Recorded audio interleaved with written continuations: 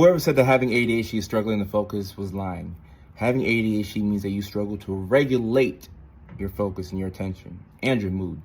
So when you struggle with this, it's very hard to lock in on a certain thing at a certain time. That's why we are effective but not efficient, and we get burnt out, and that to-do list in our head never ends. However, one of the times that we're able to focus without any effort and without any difficulty at all is when we are hyperfixated on a certain thing. This is one of the best feelings of all time. And I think this is the best part of having ADHD, at least for myself personally. That hyperfixation, there is nothing better than it. Likewise, there's nothing more frustrating than somebody interrupting us while we are hyperfixated on a certain thing. But when we're talking about hyperfixation, there are a couple of different things that you could be hyperfixated on. For example, when Outer Banks came out on Netflix, I love that show.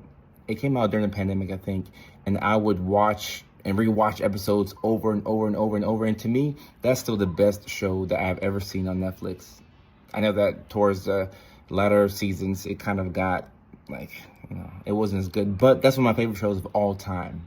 And that's one of my greatest hyperfixations. Likewise, you can also be hyperfixated on books, on a certain hobby, on an interest, or you could be hyperfixated on a specific homework assignment that for some reason it caught your interest, and you've done your homework and now you've gone to a deep dive on YouTube where you're learning about Civil War facts or certain historical random facts and ideas, and you might hyperfixate on the 49th state in the United States, Alaska, and how Hawaii came behind it, and how Guam is a U.S. territory, but it's not a state.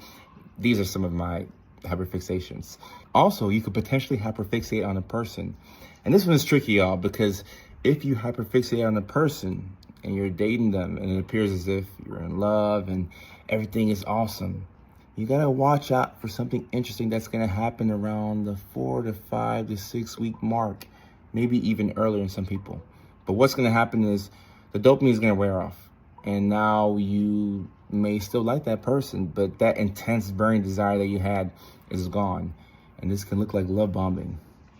And it's gonna make the other person think that you're a narcissist. And depending on if y'all break up, when y'all break up, and the nature of the relationship, that person's gonna go around and they're gonna call you a narcissist and say, oh, I was dating this person who appeared to be kind and they had so much passion and they had so much good energy about me, but then, they love bomb me and they're a narcissist and it didn't work out. The whole time, you're just somebody who has ADHD, who have been struggling to regulate their focus and their attention, and something caught your interest, and at some point it didn't.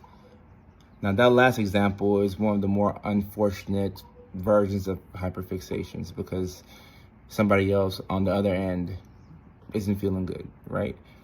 However, all in all, the ADHD hyperfixation is one of the most amazing and strongest sensations in the world. And this is when you can capitalize and get a lot of work done in a small amount of time.